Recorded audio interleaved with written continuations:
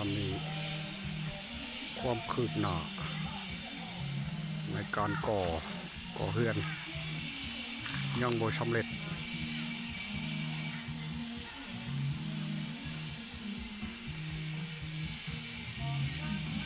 ได้ประมาณ 60%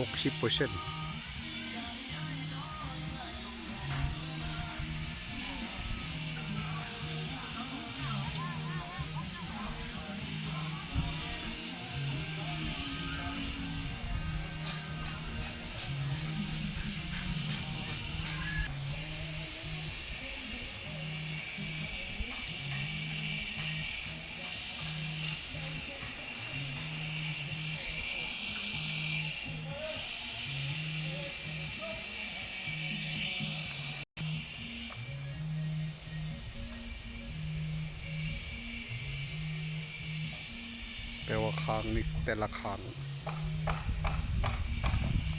คือชุง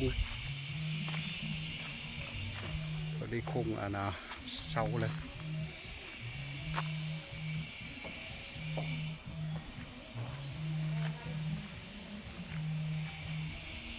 เบิ้งปัดนี้เข้าไปเบิ้งทางใน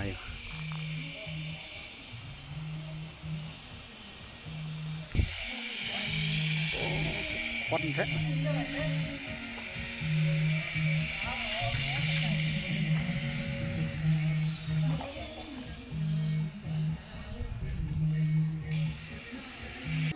อันนี้ห้องที่หนึ่ง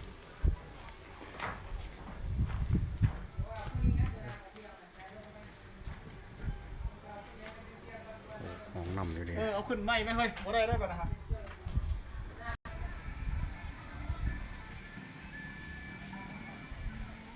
อันนี้ทางหน้ามันเนาะทางหน้าเฮือนหน้าบ้าน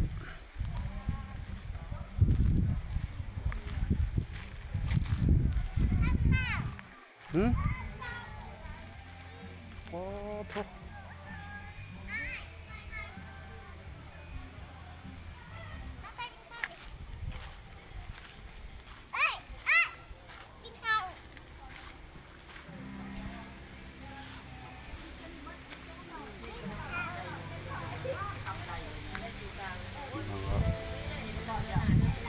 น้องตะแพง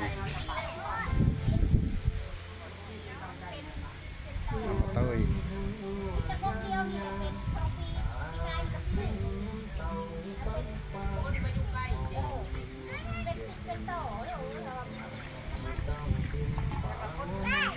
ฮะอันนี้บักอ้ายป้าติดขี้ชายยังบ่สำเร็จยังบ่สำเร็จ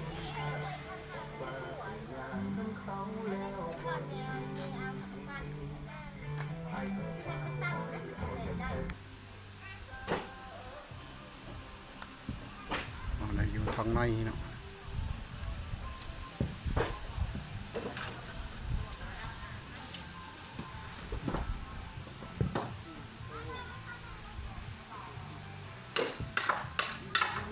กดจี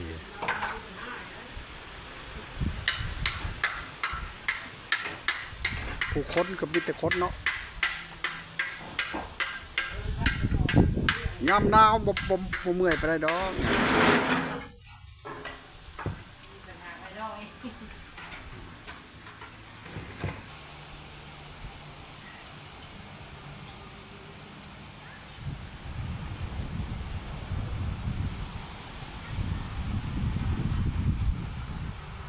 ยังบ่ทันแล้วยังราคา